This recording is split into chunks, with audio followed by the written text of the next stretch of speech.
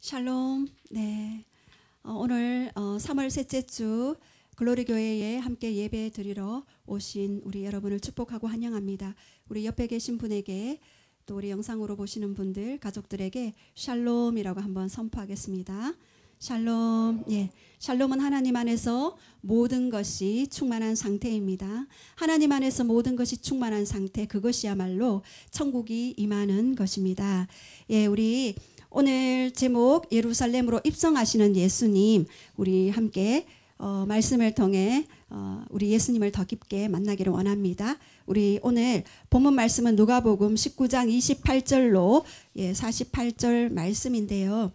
제가 한 절 먼저 선포하고 함께 교독하시겠습니다. 예수께서 이 말씀을 하시고 예루살렘을 향하여 앞서서 가시더라. 감람원이라 불리는 산쪽에 있는 베파게와 베나니에 가까이 가셨을 때에 제자 중 둘을 보내시며 이르시되 너희는 맞은편 마을로 가라. 그리로 들어가면 아직 아무도 타보지 않은 나귀 새끼가 매어 있는 것을 보리니 풀어 끌고 오라. 만일 누가 너희에게 어찌하여 푸느냐 묻거든 말하기를 주가 쓰시겠다 하라 하시매 보내심을 받은 자들이 가서 그 말씀하신 대로 만난지라.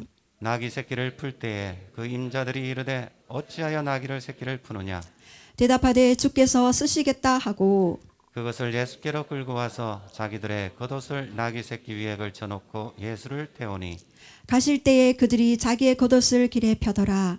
이미 갈만산 내리막길에 가까이 오심에 제자의 온 무리가 자기들이 본 바 모든 능한 일로 인하여 기뻐하며 큰 소리로 하나님을 찬양하여 이르되 찬송하리로다. 주의 이름으로 오시는 왕이여 하늘에는 평화요 가장 높은 곳에서는 영광이로다 하니 무리 중 어떤 바리새인들이 말하되 선생이여 당신의 제자들을 책망하소서 하거늘 대답하여 이르시되 내가 너에게 말하노니 만일 이 사람들이 침묵하면 돌들이 소리 지르리라 하시니라.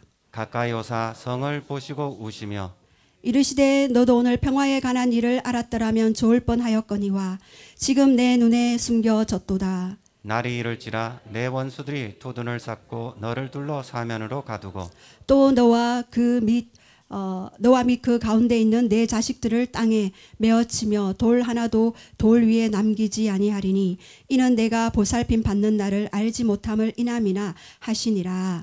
성전에 들어가사 장사하는 자들을 내쫓으시며 그들에게 이르시되 기록된 바 내 집은 기도하는 집이 되리라 하였거늘 너희는 강도의 소굴을 만들었도다 하시니라. 예수께서 날마다 성전에서 가르치시니 대제사장들과 서기관들과 백성의 지도자들이 그를 죽이려 곱게 하되 다 함께 선포하겠습니다. 백성이 다 그에게 귀를 기울여 들으므로 어찌할 방도를 찾지 못하였더라. 아멘. 예. 요즘 STS 훈련학교를 통하여서 또 많은 사람들의 그 눈들이 열려지고 있습니다. 또 보지 못했던 것들을 보고 듣지 못했던 것들을 들음으로써 또 하나님의 계획과 뜻과 목적과 그리고 이 땅을 향한 하나님의 더 깊은 하나님의 심장 속으로 또 들어가고 있습니다. 또 많은 피드백을 받을 때 지금 계속 선교사님들이 좀 신청을 더 하면 안 되냐고 이렇게 또 연락이 또 오십니다. 네, 선교사님들은 좀 특별 대우를 좀 해드려야 되겠죠. 저는 사역을 하면서 많은 부분에 있어서 피를 흘린 적이 많이 있었습니다. 무지했기 때문에 또 몰라서 많은 부분들을 잃어버렸고 또 피를 흘렸습니다. 그런데 계시가 열려지고 또 눈이 열려지고 할 때에 잃어버린 것들을 찾는 그런 일들이 있게 되었습니다. 하나님께서 예비하신 그 모든 것은요. 눈으로 보지 못하고 귀로도 듣지도 못하고 마음으로도 깨달을 수 없습니다. 그런데 오직 성령님을 통하여서만 그것을 볼 수 있다고 그렇게 말씀하셨습니다. 여러분은 성령님을 얼마나 사모하십니까? 여러분은 성령님을 얼마나 마음 안에 깊이 동행하시고 그렇게 가십니까?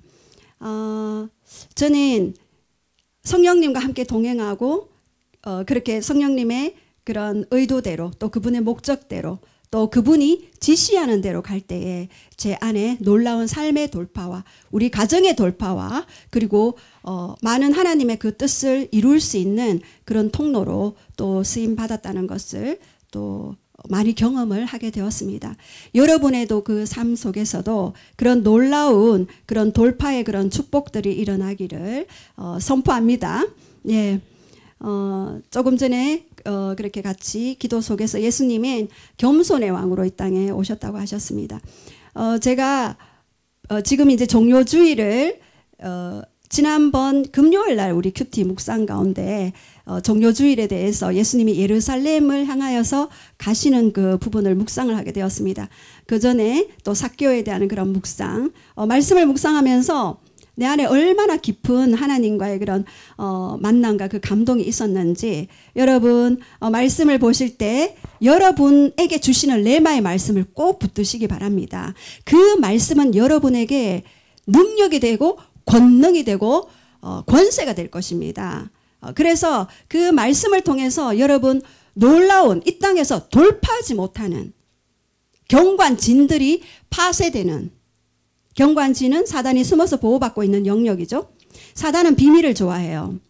절대로 빛 가운데 드러내지 않죠. 사람에게도 이렇게 숨기기를 원하죠. 그 경관진들이 성령님이 조명하시는 그 말씀의 빛 앞에서 이렇게 파쇄되어지는 일들이 또 있게 됩니다. 그래서 여러분들 말씀을 접할 때 또 묵상할 때 깊이 주님과 하나가 되기를 원하시고, 그리고 그 속에서 다른 사람에게 말씀하시는 것이 아닌 여러분을 향한 그 말씀이 되기를 원합니다. 예, 지금은 이제 사순절 기간을 지나가고 있습니다. 2월 17일 날 제예수요일을 시작해서 이제 예수님이 고난과 그리고 십자가의 죽으심과 그리고 또한 부활 승천까지 그러한 40일을 지나고 있는데요. 이 40일이라는 숫자는 굉장히 우리에게 또 중요한 숫자이기도 하죠. 바로 예수님이 40일 동안 광야에 또 시험을 받으셨고 또 승리하셨습니다.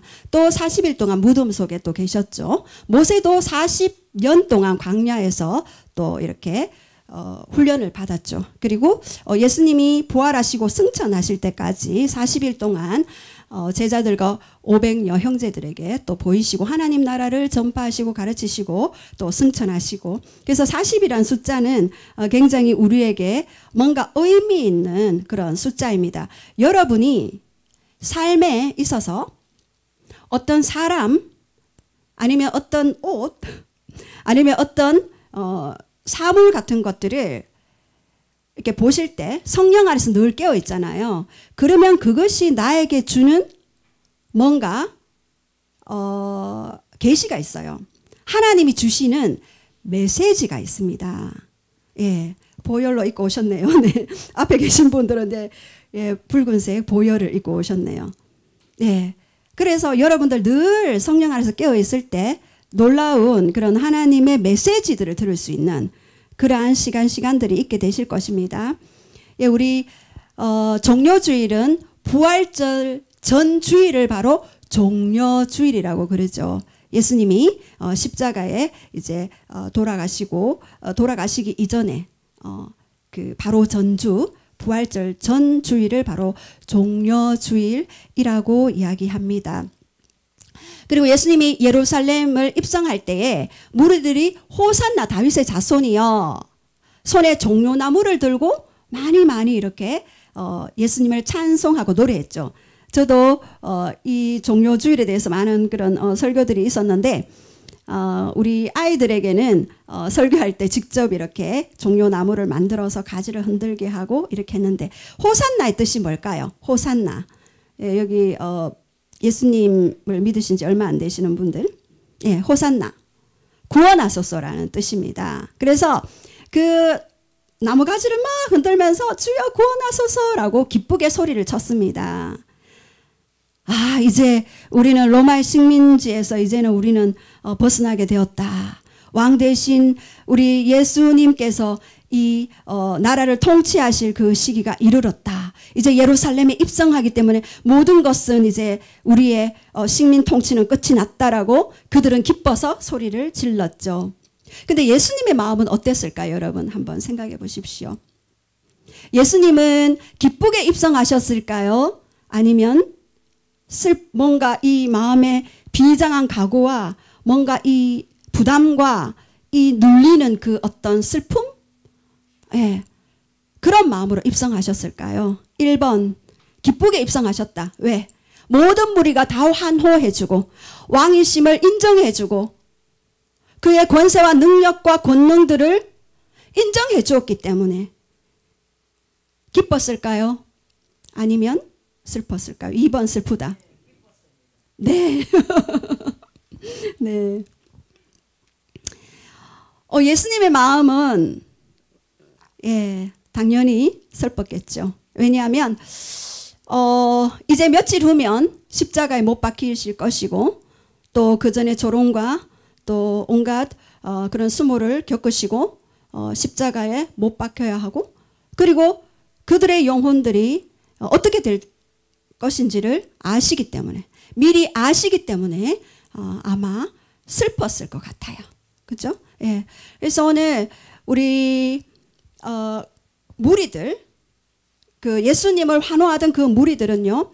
구약의 메시아 유대인의 왕이신 그 예수가 정치적 해방을 해줄 것을 기대했죠. 자, 그런데 진짜 예수님이 정치적 해방을 하러 오셨는지 아니면 우리의 그런 온 인류의 구원자로 오셨는지 그리고 그 구원자 되신 그 예수님은 어떠한 모습으로 이 땅에 살아가셨는지를 우리 한번 보기를 원합니다. 예, 우리 첫 번째 예수님의 모습을 한번 볼까요? 겸손의 왕 되신 예수님입니다. 우리 30절과 31절 말씀 우리 한번 선포하겠습니다. 시작. 이르시되 너희는 맞은편 마을로 가라. 그리로 들어가면 아직 아무도 타보지 않은 나귀 새끼가 메어 있는 것을 보리니 풀고 끌고 오라. 만일 누가 너희에게 어찌하여 푸느냐 묻거든 말하기를 주가 쓰시겠다 하라 하시매. 예수님은 알 수 없는 그런 말씀을 하시죠. 나무에 묶여있는 나귀를 풀어 끌고 오라라고 그렇게 제자들에게 지시하십니다. 그리고 이 제자들은요. 묵묵하게 그냥 순종해요. 순종하는 제자들.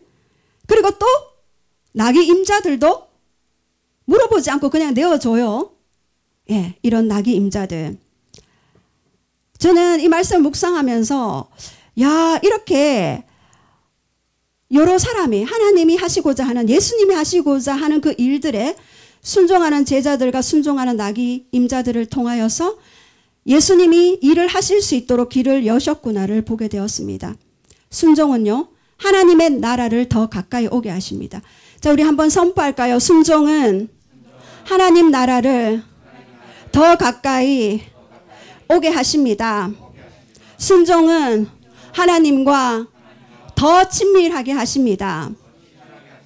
여러분들 아마 예수님과 교제하면서 이것을 많이 실제로 느낄 거예요. 이거는 지식이 아닙니다. 이거는 경험입니다, 여러분. 더 많이 순종할수록 더 많이 주님과 친밀해지실 것입니다. 그래서 이 순종을 통하여서 하나님의 나라가 이 땅에 더 가까이 내려오도록 길을 여는 역할을 하는데요. 우리가 많은 기도를 하죠. 그리고 많은 계시도 받아요. 그리고 많은 예언을 받아요.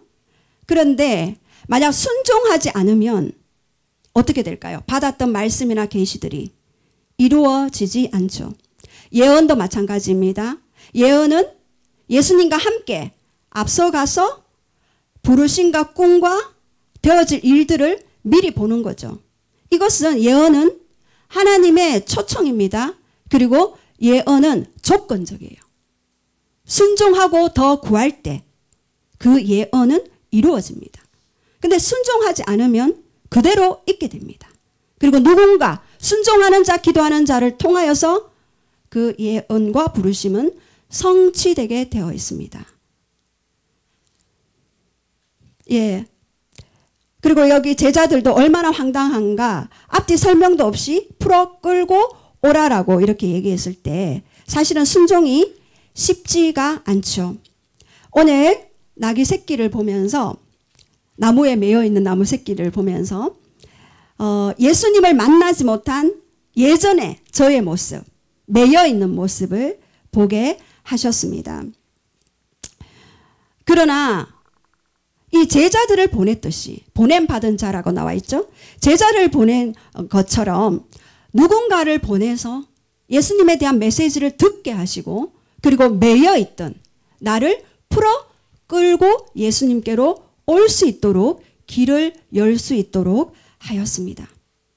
온 인류의 구원 프로젝트를 위하여서 이렇게 순종한 제자들과 또 순종한 나귀 임자들, 주가 쓰시겠다고 할 때에 묵묵히 내어주는 그런 겸손의 사람들, 이런 겸손한 사람들, 갈망의 사람들로 인하여서 구원이 오늘 나에게 이르게 되었고 여러분에게 이르게 되었습니다. 이스라엘에 많은 과부가 있었죠. 그러나 시돈 땅, 시돈은 이세벨의 고향이죠. 시돈 땅에 사렙다 과부 한 사람에게 엘리야가 보냄을 받았어요. 그죠? 그리고 이스라엘에 많은 문둥병자가 있었지만 엘리사 시대 때에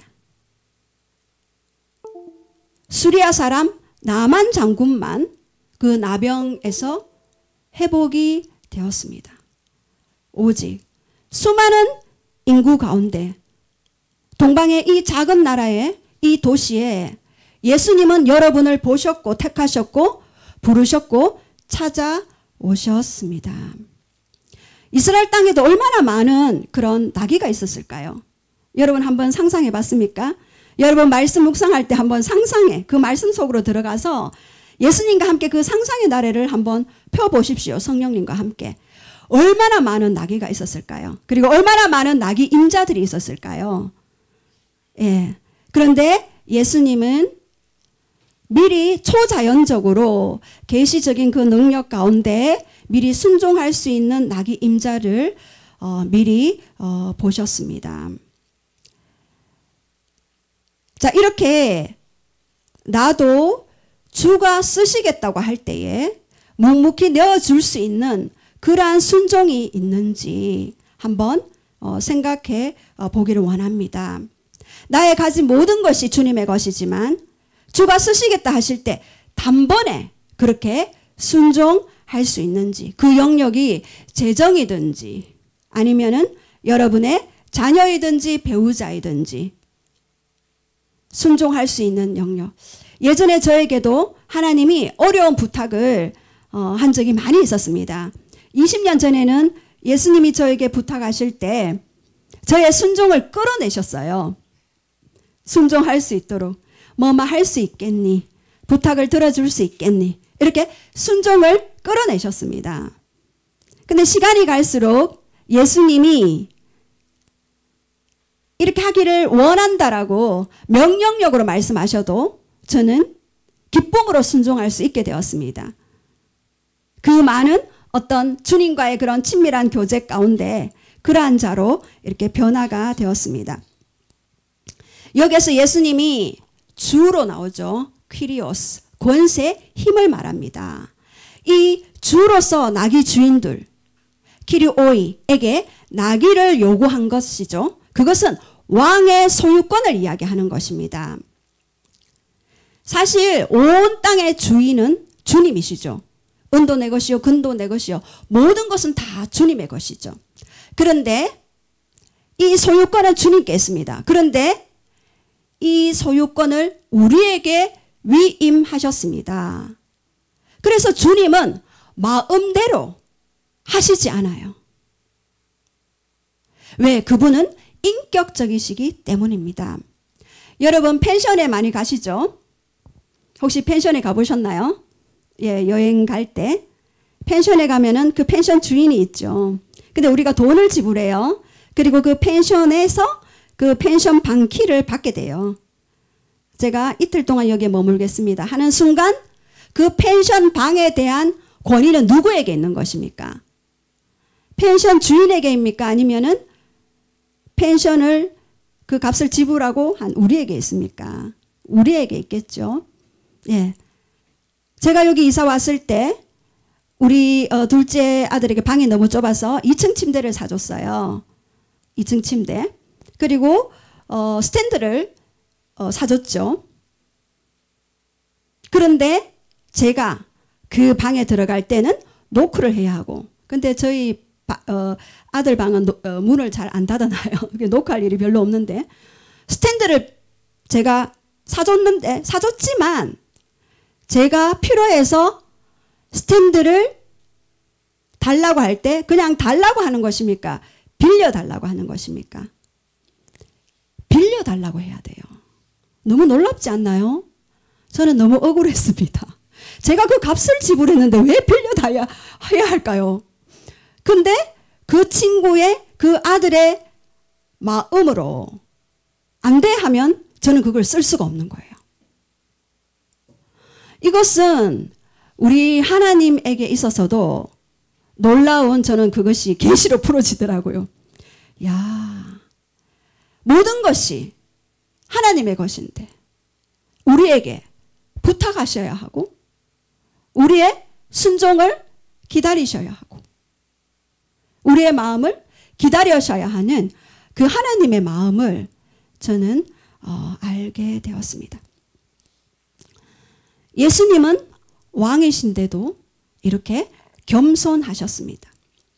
그 겸손을 어떻게 표현했습니까? 바로 나귀 새끼를 타시고 예루살렘으로 입성하셨기 때문입니다. 이것은 스가랴 9장 9절의 말씀의 성취였는데요. 제가 한번 9장 9절 말씀을 한번 선포해 드리겠습니다. 예, 성경이 있으신 분은 같이 한번 읽어 보시겠습니다. 시온에 따라 크게 기뻐할지어다. 예루살렘에 따라 즐거이 부를지어다. 보라, 네 왕이 임하시니 그는 공의로우시며 구원을 베푸시며 겸손하여서 나귀를 타시나니 나귀의 작은 것 곧 나귀 새끼니라. 이렇게 스가랴가 예언한 그 말씀대로 나귀 새끼를 타시고 그리고 예루살렘에 입성하셨습니다. 그렇던 것 같이 우리에게 예언된 모든 말씀들은 반드시 이루어지게 되어 있습니다. 누구를 통하였어요? 믿는 자를 통하여서 그 말씀의 능력을 알고 권능을 알고 그 말씀을 신뢰하는 자, 그 말씀을 선포하는 자를 통하여서 이 모든 말씀을 이루어 갔습니다. 그래서 우리는 말씀을 따라 가는 자가 되어야 하는 것입니다. 말씀은 영이십니다.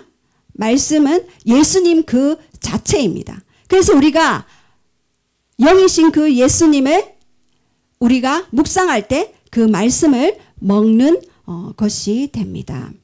그럴 때 영도 살아나고요. 그리고 혼도 새로운 가치관 체계로 변환되게 되고요. 그리고 우리의 육도 그 말씀에 의해서 회복되고 치유가 되고 그리고 능력이 나타나는 것입니다. 말씀을 깊이 그 말씀 안에서 순종하고 묵상하고 그 말씀을 믿는 자에게는 놀라운 치유의 능력도 드러나게 되죠. 예, 우리 지난주에도 어떤 분이 3분 정도 그 허리와 여기 어깨가 좋지 않아서 이제 다리 길이를 재어보니까 다리가 한 짝이 짧았어요. 근데 명령하고 선포했는데 다리가 쑥 길어 나왔더라고요. 그러니까 본인이 그것을 이렇게 길어 나오는 것을 알게 됩니다. 그래서 말씀이신 그 예수님과 함께 그 말씀을 어떻게 선포하느냐에 따라서 그 말씀은 실제적으로 이루어지는 놀라운 능력으로 드러나게 됩니다. 자, 여기서 겉옷을 나귀 새끼 위에 걸쳐놓고 예수님을 그 위에 이렇게 태워가는 제자들의 그 모습을 봅니다. 그들은 진짜 이 로마에서부터 해방시킬 그런 왕으로 예수님을 믿었고 그리고 내가 그때가 되면 한 자리 차지할 수 있겠지라는 그런 생각을 아마 그 제자들은 하였을 것입니다. 예수님은 그 제자들의 생각을 알았을까요? 몰랐을까요? 네, 아셨겠죠. 비록 십자가에서도 두려워서 예수님을 버리고 도망간 그 제자들임을 알았지만 다시 회복하실 것도 성령이 임하고 다시 회복하실 것도 아신 주님이십니다. 이미 그들이 어떠한 모습으로 하나님의 나라를 이루어갈 것인지를 그 미래의 예언적인 모습을 보았던 것입니다.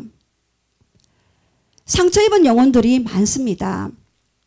그러나 그 조금의 그 갈망을 보이면 그 작은 갈망을 보고 하나님은 연약함을 치유하시고 이끌어 가시는 분이십니다. 저도 수많은 사람을 상담하고 또 치유 사역을 합니다. 그런데 그에게 연약한 모습이 보일지라도 죄된 모습이 보일지라도 하나님이 어떠한 모습으로 바라보시는지를 알기 때문에 또한 그가 변화되고 회복되고 치유되면 어떤 모습으로 전환될지를 알기 때문에 그 작은 갈망, 겨자씨만한 그 믿음도 계속해서 활성화되어지고 증가되어질 수 있도록 계속해서 기도해주고 그리고 양육하는 것입니다. 지금의 모습이 다가 아닙니다. 자, 우리 한번 같이 선포할까요? 지금의 모습이 다가 아닙니다. 문제는 상대가 아니라 바로 나입니다. 예, 저는 문제가 예전에는 다 상대 때문에 내가 이렇다고 이렇게 생각을 했습니다. 하와가 범죄했을 때, 아담이 범죄했을 때, 아담은 하와 때문에, 하와는 뱀 때문에 계속해서 책임을 전가했죠. 그런 죄성이 우리에게도 남아있기 때문입니다. 예, 그래서 예수님의 그 입성에 자기의 가장 귀한 겉옷을 예수님이 가시는 그 길에 깔아드렸죠. 이것은 온 땅의 왕이심을, 왕의 그 대관식을 예언적 표징으로 보이는 것입니다. 마치 예후가 왕으로 초대되었을 때에 그 무리들이 그 겉옷을 깔았던 것처럼 지금 이 시간 현재 여러분이 하는 그 모든 것이 어쩌면은요 예언적인 표징이 될 수가 있어요.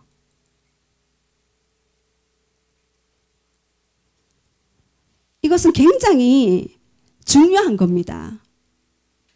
예. 우리는 심은 대로 거둡니다. 과거에 심었던 것을 현재 거두고 있어요. 그리고 지금 현재 심는 것을 미래에 반드시 거두게 되어 있습니다. 하나님은 만홀히 여김을 받지 않으시죠. 정직하시죠. 그래서 여러분들이 그 나귀의 그 모습, 예수님이 그 등에 탔을 때 사람들은 그 나귀를 봤을까요? 예수님을 보았을까요? 나귀가 집에 가서 엄마 당나귀한테 그렇게 이야기하는 모습을 여러분 한번 상상해 보십시오. 엄마, 오늘 예루살렘에 갔는데 사람들이 종려나무 가지를 흔들고 나를 반겼어. 나보고 찬양을 했어. 나보고 너무너무 왕이시여 그랬어. 엄마 너무 신기해. 나보고 왕이라 그랬어. 이렇게 나귀가 엄마 당나귀에게 이야기를 하는 거예요. 그래서 엄마 당나귀는 이야기했죠. 아니란다 얘야. 너가 아닌 너 등 위에 탄 그 예수님 때문에 그들은 환호했지 라고 이렇게 이야기를 하는 모습을 저는 상상을 해봤습니다. 와, 저는 오늘도 예배 드리면서 이 예배가 영원토록 계속되었으면 좋겠다. 그 왕 되신 그분이. 그래서 우리가 천국 갔을 때 영원이라는 그 시간 속에 예배만 드릴 수 있어서 얼마나 좋은지. 그래서 천국이 너무나 기대가 돼요.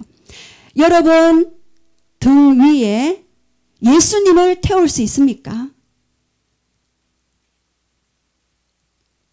예, 여러분 등에 오늘 예수님이 내가 너의 등 위에 나를 태울 수 있도록 해주겠니라고 이야기했을 때 여러분은 예, 예수님 저의 등에 타십시오라고 자신 있게 그렇게 말씀드릴 수 있습니까? 이 나귀는 예수님이 가자 하는 방향에 가야 하고 예수님이 멈춰라 하는 곳에서 아마 멈춰야 할 것입니다. 여러분은 그 예수님을 등에 업고 가라 하는 곳에 가고 서라 하는 곳에 설 수 있습니까? 저는 오늘 여러분에게 그렇게 좀 도전을 드리고 싶습니다. 예수님을 정말로 진실로 나의 등에 태우고 싶은지, 여러분 좀 이따가 그렇게 기도하실 때 한번 같이 주님과 그렇게 교제를 하시기 바랍니다. 또 두 번째, 예루살렘을 보고 우시는 예수님이십니다. 41절과 42절 한번 보겠습니다. 우리 한번 선포하겠습니다. 시작. 가까이 오사 성을 보시고 우시며 이르시되 너도 오늘 평화에 관한 일을 알았더라면 좋은 번 하였거니와 지금 내 눈에 숨겨졌도다. 예, 예루살렘 성에 가까이 오셨는데 예수님이 우셨어요. 왜 우셨나요? 그것은 바로 AD 70년에 로마의 그 티투스 장군에 의해서 멸망할 그 예루살렘을 미리 보셨고 또 아셨기 때문에 그렇게 예수님은 눈물을 흘렸었습니다. 끝까지 회개하지 않고 멸망당하는 그 영혼들을 향한 그 마음이 바로 예수님에게 있습니다. 죄인 하나라도 멸망하지 아니하고 회개하고 모두가 주님께 돌아오기를 원하시는 그 예수님의 그 눈물이 있습니다. 예수님의 이 땅에서 3번 그렇게 통곡을 하셨습니다. 바로 누가복음 19장 41절 말씀에 예루살렘 성을 향하여서 그렇게 통곡하셨습니다. 그리고 죽은 나사로가 요한복음 11장 35절에 나사로의 죽음 앞에서 그렇게 또 통곡하셨습니다. 그리고 마태복음 26장 36절에서 39절 겟세마네 동산에서 그 십자가를 지기 전에 하나님이 콜링하셨을 때 그렇게 또 통곡을 하셨습니다. 히브리서 5장 7절에도요. 예수님이 심한 통곡과 눈물로 그리고 간구로 주님 앞에 소원을 올려드렸습니다. 왜요?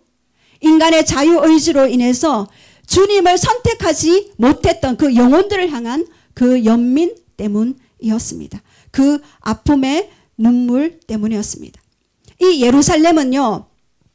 로마가 약속한 그런 거짓 평화에 취해 있든지 아니면 군사적인 힘과 혁명으로 바로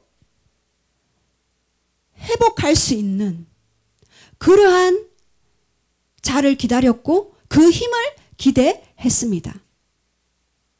우리가 기대하는 예수님이 아닌 그 무엇이 있습니까? 아마 그 기대하는 것을 통해서 여러분은 그것이 여러분 옆에 가시와 그리고 그것이 올무가 되어질 것이고 그리고 그것이 오히려 여러분을 치는 막대기가 되어질 것입니다. 예루살렘에게 있어서 예수님에게 예루살렘은 자기를 죽일 도성이었지만 사랑했기 때문에 예수님은 그들을 사랑했기 때문에 결코 포기할 수 없는 그런 도성이었기 때문에 오셨습니다. 여러분 사랑하면 포기할 수 없습니다. 그리고 사랑하면 죽음에도 함께 갈 수 있습니다.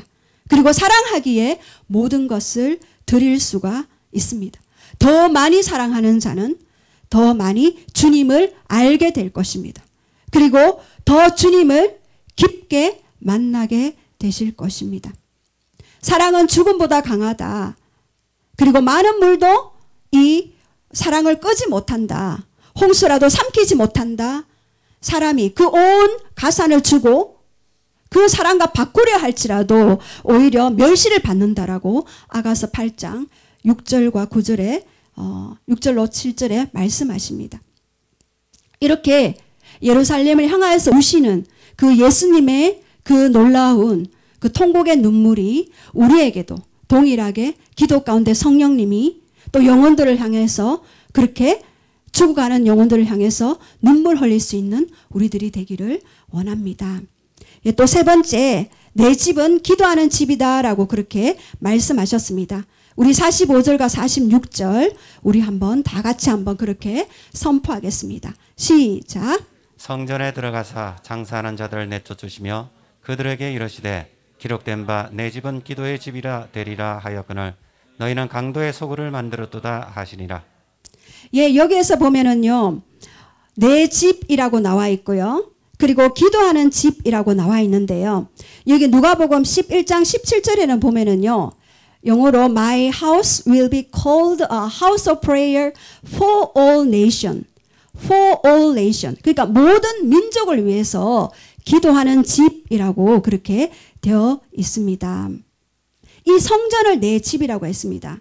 그 당시에 성전에는요, 일반 돈은 더럽다고 해서 성전 내 돈으로 이렇게 바꿔줬어요. 교환을 해줬어요. 그 바꾸는 과정 가운데 많은 세금을 또 떼기도 했고요. 그리고 소나 양이나 그런 비둘기나 그 곡물을 드릴 때 나사렛이나 이렇게 먼 지방에서 오는 자들은 그것을 들고 오기가 힘들었기 때문에 그곳에서 또 그런 재물들을 사기도 했습니다. 또 어떤 사람은 들고 왔는데 어떤 제사장들은 No, 이것은 흠 있는 것이야 라고 아마 그렇게 커트시켰을 수도 있을 것입니다. 왜냐하면 자신의 그 재물들을 팔아야 하니까.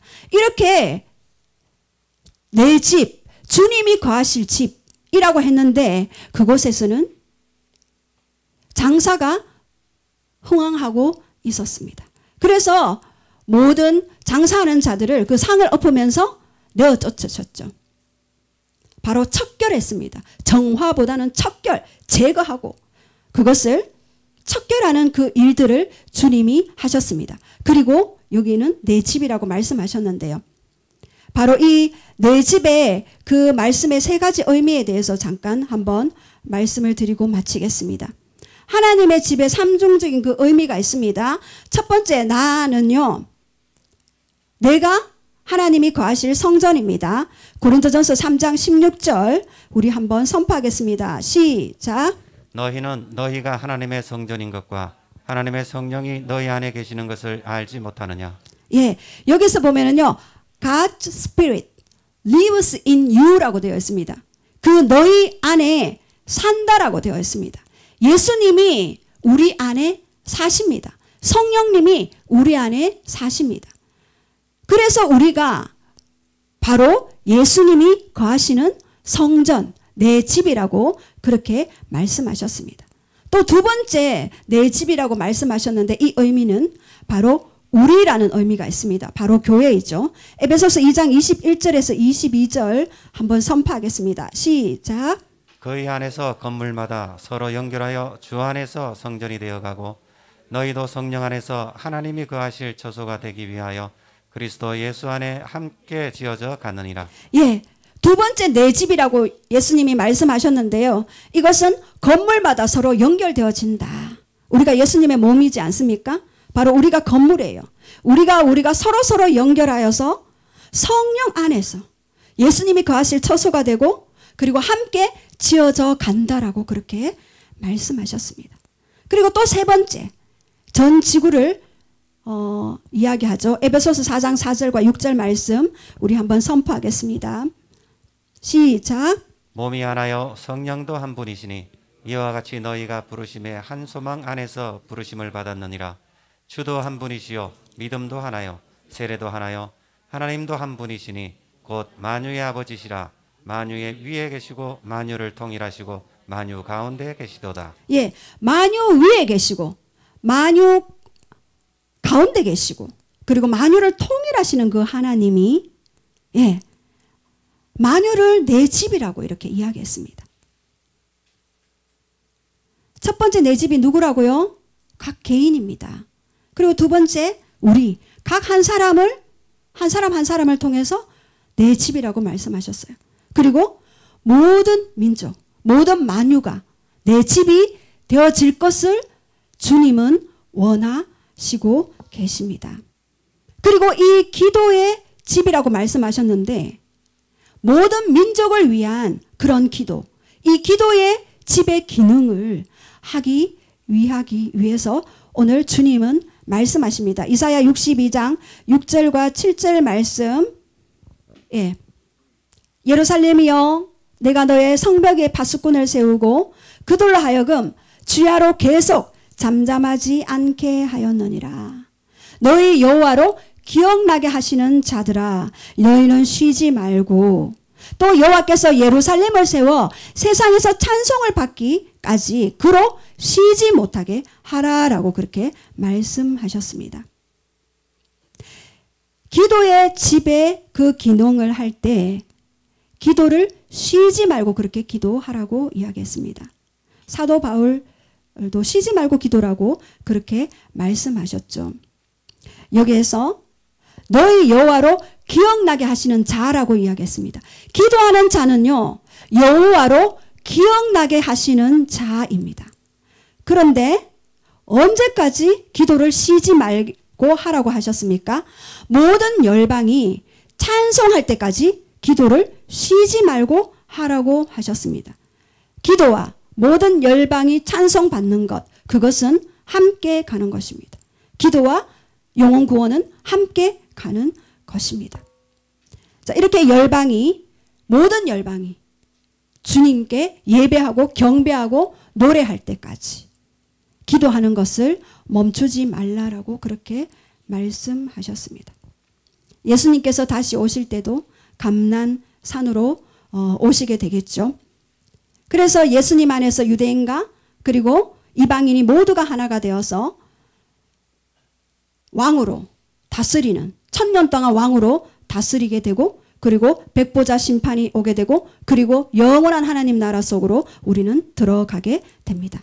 자, 이렇게 예수님은 이 땅에 왕으로 오셨지만 겸손하게 나귀를 타고 오셨고, 자, 우리 한번 결론을 한번 다 같이 보십시다. 예루살렘으로 입성하시는 예수님. 예, 첫 번째, 겸손의 왕으로 오셨습니다. 은도 내 것이요 금도 내 것이요 모든 것이 내 것이지만 그분은 나귀를 타고 겸손을 예언적으로 보여주셨습니다. 내가 아무것도 아닐 때 주님이 모든 것이 되어줄 것입니다. 나는 아무것도 아닙니다. Nothing. 주님이 everything. 모든 것이 되어주실 것입니다. 두 번째, 예루살렘을 보시고 우시는 예수님이십니다. 포기할 수 없는 그 사랑입니다. 포기할 수 없는 그 은혜입니다. 바로 그 예수님이 오늘 여러분이 기도하는 모든 영혼들, 기도하는 모든 가족들, 기도하는 모든 민족들을 향하여서 주님이 함께 우실 것입니다. 또 세 번째, 내 집은 기도하는 집이라고 분명하게 그 기능을 말씀해 주셨습니다. 저희 교회도 기도하는 집이 될 것입니다. 예, 분명히 그 이사야의 그 말씀의 성취처럼. 그래서 이 주님이 집이라고 말씀하신 것이 나 개인도 있지만 우리 그리고 모든 열방의 그런 영혼들을 주님이 거하실 집이라고 그렇게 말씀하셨습니다. 그래서 기도하는 자는 여호와로 기억나게 하시는 자라고 이야기했습니다. 여호와로 기억나게 하는 자. 우리가 기도할 때. 그래서 여호와로 말미암아 쉬지 않고 일하실 수 있도록 기도를 멈추지 말고 계속해서 하여라라고 그렇게 말씀하십니다. 자, 그래서 오늘 우리가 함께 좀 말씀을 잡고 기도했으면 좋겠습니다. 예, 함께